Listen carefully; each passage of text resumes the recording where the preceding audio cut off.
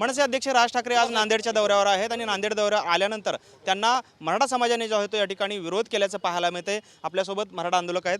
काय नक्की विरोध होता आपला, कशासाठीचा हा विरोध होता, काय सांगाल? साहेब, गोरगरीब मराठा समाज विरोध कशाला करणार आहे सांगा ना तुम्ही? गोरगरीब मराठा समाजाच्या ताटामध्ये जेव्हा कोणी माती कालवण्याचं काम करत असेल तो विरोध करेलच ना। आज मला सांगा, मराठा समाजाच्या आरक्षणासाठी नांदेड जिल्ह्यामध्ये 13च्या पार आत्महत्या झालेल्या आहेत। अखंड महाराष्ट्र बघत असाल 250 आत्महत्या या ठिकाणी झालेल्या आहेत। ही आत्महत्या कशासाठी झाल्यात राज ठाकरे साहेबांनी थोडंसं बघावं। राज ठाकरे साहेबांची भूमिका आहे की मराठा समाजाला आरक्षणाची गरज नाही आहे। राज ठाकरे साहेबांची भूमिका आहे की मराठा आरक्षण योद्धा मनोज जरांगे पाटील यांचं आंदोलन जे चालू आहे ते स्टंटबाजी चालू आहे। आंदोलन जे चालू आहे ते असंच चालू आहे। मराठा समाजाला आरक्षणाची गरज नाही। राज ठाकरे साहेबांना आमचा या ठिकाणी सवाल आहे, 10% पुढारीत समाज बघून जर तुम्ही हे स्टेटमेंट करत असाल तर 90% गोरगरीब मराठा समाजाला तुम्ही कधी पाहिला नाहीत का? जर पाहिला नसाल तर नांदेड जिल्हा दौऱ्यावर तुम्ही अनिशाच आलात, आम्हाला सांगा, आम्ही तुम्हाला घेऊन जातो। नांदेड जिल्ह्यामध्ये ज्या 13 आत्महत्या झाल्या त्या 13 आत्महत्याच्या कुटुंबाच्या आपण घरी जाऊन भेट देऊ। त्यांच्या घरचा टाहो काय आहे एकदा तुम्ही ऐका, त्यांच्या प्रतिक्रिया काय तुम्ही ऐका, आणि आरक्षणाची गरज कशी नाही हे तुम्ही मग समजून सांगा। राज ठाकरे साहेब, आरक्षणावर बोलत असताना तुम्ही 1 to 1 समोरासमोर बोला, पण जाहीर सभेमध्ये मीडियामध्ये जेव्हा तुम्ही मराठा समाजावर चिखलफेक करताय आणि हातातोंडाला आलेला घास तुम्ही हिरावून घेण्याचा प्रयत्न करत असाल तर हा मराठा समाज कदापि सहन करणार नाही साहेब। तुम्ही तुमचं राजकारण तुम्हाला लकला भाऊ, तुम्ही प्रस्थापित राजकारणी आहेत, सो कॉल्ड राजकारणी आहेत, सिजनल पॉलिटिशियन आहेत, आम्हाला त्याच्याबद्दल काही एक शंका नाही। म्हणूनच आमचं म्हणणं आहे की सिजनल पॉलिटिशियन आणि सो कॉल्ड राजकारण्यांना हा मराठा आरक्षणाचा मुद्दा कदापि कळणार नाही, आणि जर कळणार असला तर मराठा आरक्षणासाठी असं वक्तव्य कोणी राज ठाकरे साहेबांनी केलं नसतं। आम्हाला हीच विनंती आहे, आमची हीच विनंती आहे, राज ठाकरे साहेब, मराठा आरक्षणासाठी पोट तिडकीने लढणाऱ्या मनोज जरांगे पाटील वक्तव्य करण्याची पातळी तुमची नाही आहे, कारण तुम्ही फार मोठे सोकाळ राजकारणी आहेत। मनोज जरांगे पाटील हा गरगरिबाचा ऊसतोड कामगाराचा गरीब होतकरू कुटुंबातला, शेतकरी कुटुंबातला एक मुलगा आहे। समाजासाठी पोट तिडकीने तो लढतोय। तुमचा जन्मच येशीमध्ये झाला आहे, येशी अजून काय आहे जरांगे पाटलाला माहीतसुद्धा नाही आमच्या, म्हणून गोरगरिबासाठी लढण्याचं शस्त्र त्यांनी उचलले, तर त्यांच्यावर का तुम्ही बोलताय, त्यांच्यावर तोंडसुख का घेताय?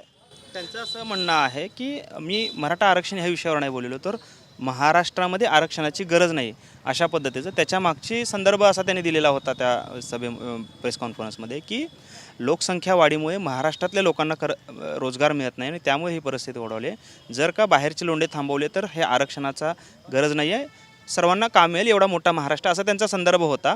काय नक्की तुमचं ॲनालिसिस काय? जेव्हा तुम्ही मराठी मुद्द्यावर राजकारण करता, जेव्हा तुम्ही बाहेरच्या प्रांतावर राजकारण करता, तेव्हा मराठ्यांनी तुमच्या स्टेटमेंटवर कधीच तोंड घातलं नाही। जेव्हा तुम्ही टोल फोडले, मराठाच बांधवाला घेऊन तुम्ही टोल फोडले, अनेक मराठा पोरावर आमच्या घातक गुन्हे दाखल केले त्या टोलवाल्यांनी सरकारने, तेव्हा आम्ही तुमच्यावर कधी बोललो नाही। मग आज आम्ही मराठा आरक्षणाची भाषा करतो, तर तुम्हाला आमच्यामध्ये बोलायची काय गरज आहे?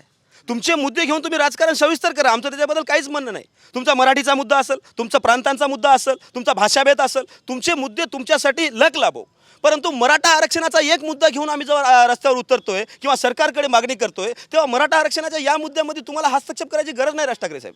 आणि जर तुम्ही केलातच तर तुम्ही न्याय करा।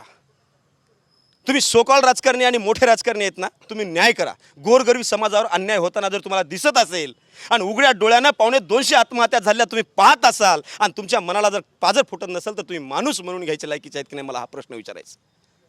अहो, एवढ्या आत्महत्या कशासाठी झाल्यात? मराठा आरक्षणाची गरज नाही असं तुम्हाला वाटतंय, मग एवढे बलिदान आमचे फुकट गेलेत का? हा माझा सवाल आहे राज ठाकरे साहेबांना।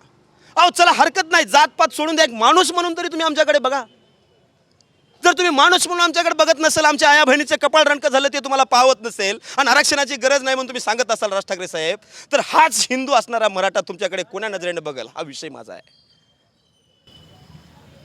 हे होते श्याम ओडजे, ज्यांनी आता राज ठाकरेंना विरोध जो आहे त्या ठिकाणी नांदेडमध्ये केलेला पाहायला मिळाला होता। कॅमेरामन आप्पासाहेब मोहोरकर, सागर सुरवसे, TV9 मराठी, नांदेड।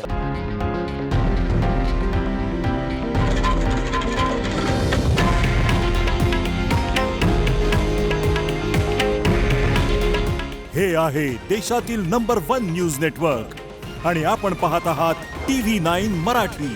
काळजी तुमची, हित महाराष्ट्राचं।